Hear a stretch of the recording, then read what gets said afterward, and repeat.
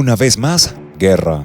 Una vez más, entre israelíes y un grupo islamista que opera dentro de territorio palestino. Una vez más, en Gaza. Pero, ¿por qué inició este conflicto? ¿Qué consecuencias puede traer? Quédate hasta el final del video y descúbrelo. Pero antes de iniciar, te invito a que te suscribas y actives la campanita de notificaciones para que no te pierdas ninguno de nuestros nuevos videos. Ahora sí, comencemos. El estallido de la semana pasada de un nuevo conflicto entre Israel y Hamas, que al momento ha demostrado una violencia inusual incluso para los niveles de este enfrentamiento histórico, está acaparando la cobertura global y el mundo, agotado por las eternas novedades bélicas desde Ucrania, parece adentrarse en otra guerra de alcance impredecible. Han sido días de caos y furia luego de que los combatientes de Hamas lanzaran un brutal ataque por aire en la forma de miles de cohetes y por tierra, ejecutado por grupos armados que asolaron el sur de Israel, matando y secuestrando a miles de civiles israelíes. Casi desde el comienzo, Israel se declaró en estado de guerra y comenzó a bombardear objetivos de Hamas en la populosa Gaza, matando a miles de palestinos.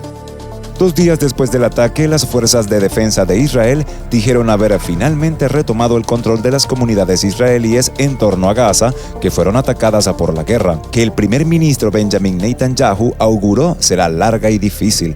Podría estar entrando en una nueva fase. He dado una orden. Gaza estará completamente sitiada. Estamos luchando contra bárbaros y responderemos en consecuencia, dijo ese lunes el ministro de Defensa de Israel, Yoav Gallant. Desde entonces, los bombardeos sobre Gaza no han cesado, a la esperanza de una operación terrestre de las FDI contra Hamas, Israel ha ordenado a los palestinos evacuar el norte de la franja, que se encuentra en medio de una crisis humanitaria. El inicio. La historia de este conflicto nos lleva hasta 1917, cuando el gobierno británico expresó su apoyo al establecimiento de un Estado judío permanente en Palestina con una carta llamada Declaración de Balfour, que reconocía el derecho de los judíos a reconstruir su antigua patria en Palestina. Esta declaración fue refrendada posteriormente por la Sociedad de Naciones, la predecesora de lo que hoy conocemos como la ONU. Para 1922, la Sociedad de Naciones autoriza a Gran Bretaña a ayudar al pueblo judío a establecer una patria en Palestina con el mandato británico para Palestina.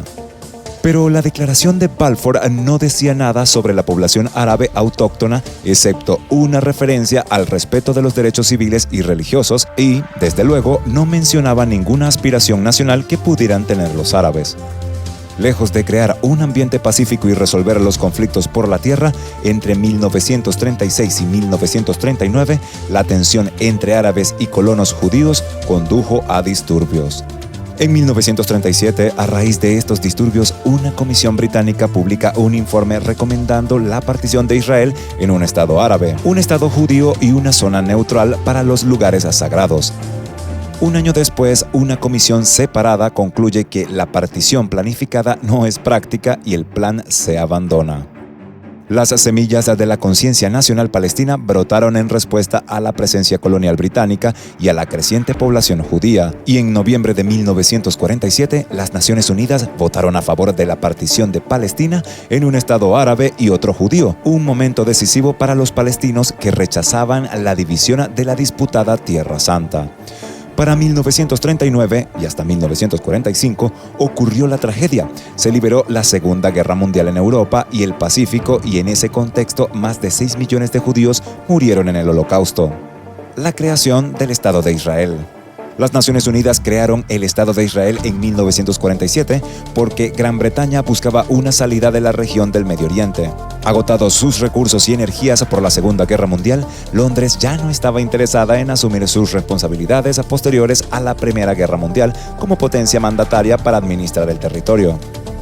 Gran Bretaña se había comprometido en 1917 a crear un hogar nacional judío, en lo que se conoció como la Declaración de Balfour, por lo que utilizó su mandato respaldado internacionalmente. Pero Gran Bretaña se vio pronto atrapada en medio del conflicto entre los nacionalismos judíos y árabes. En 1947, Gran Bretaña solicitó la ayuda de las recién fundadas Naciones Unidas para salir de esta parte del Medio Oriente. Sin embargo, actualmente israelíes y palestinos no pueden hacer lo mismo. En una solución de 2 estados, vivirían juntos en una franja muy estrecha de territorio.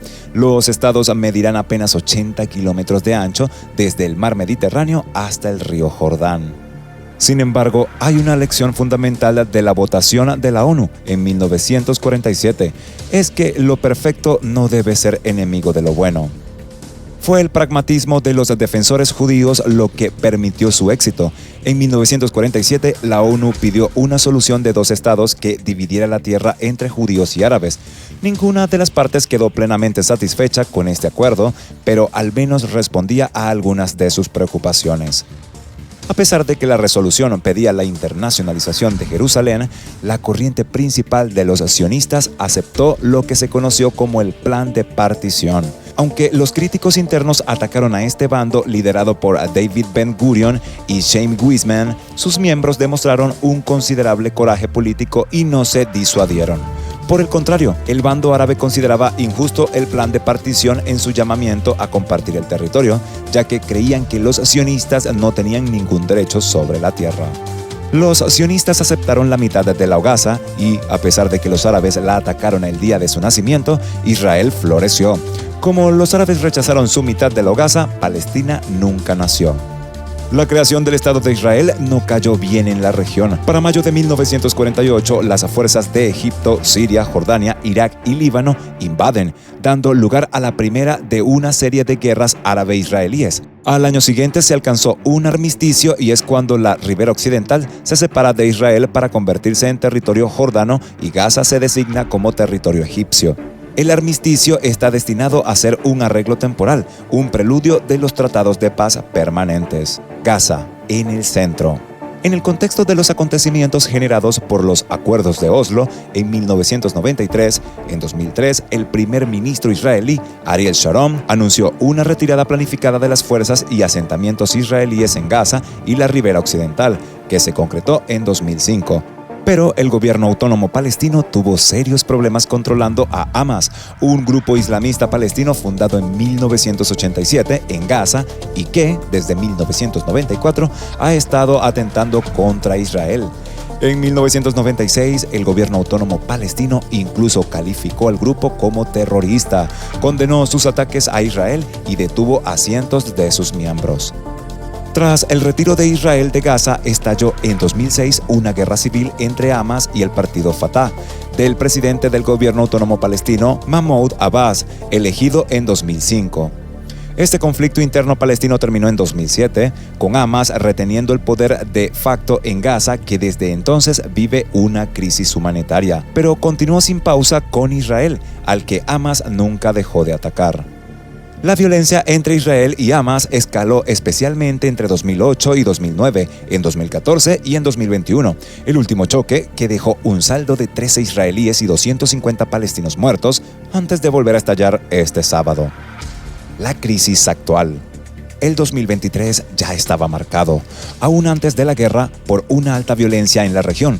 El número de palestinos muertos entre militantes y civiles en la ribera occidental a manos de fuerzas israelíes es uno de los más altos en décadas, al igual que el número de israelíes y extranjeros muertos en ataques de grupos islamistas palestinos. Específicamente, Hamas ha dicho que lanzó su ataque del sábado, al que llamó Tormenta de Al-Aqsa, para defender la explanada de las mezquitas y especialmente la mezquita de Al-Aqsa en Jerusalén, que los judíos conocen como el Monte del Templo. Para los musulmanes, Al-Aqsa, que significa la más lejana, es el lugar donde el profeta Mahoma accedió a los cielos, constituyéndose en el tercer sitio más sagrado del Islam, luego de la Meca y Medina. Para los judíos, allí se encuentra la piedra fundacional donde, según el Antiguo Testamento, se creó el mundo, donde Abraham buscó sacrificar a su hijo Isaac y donde se asentaba el antiguo templo. Es el sitio más sagrado del judaísmo. Su importancia para estas dos religiones y también para el cristianismo no puede ser subestimada. Las relaciones entre musulmanes y judíos en el sitio se rigen por un acuerdo de organización alcanzado por Israel y Jordania, que lo controló hasta 1967. Sin embargo, dado las circunstancias actuales, realmente no se está respetando en lo absoluto. Y así llegamos al final de este video. Si te gustó, te invito a que nos des tu me gusta para seguir haciendo más videos como este. Además de que no olvides suscribirte y activar la campanita para que no te pierdas ninguno de nuestros nuevos videos. Te deseo un gran día. Hasta la próxima.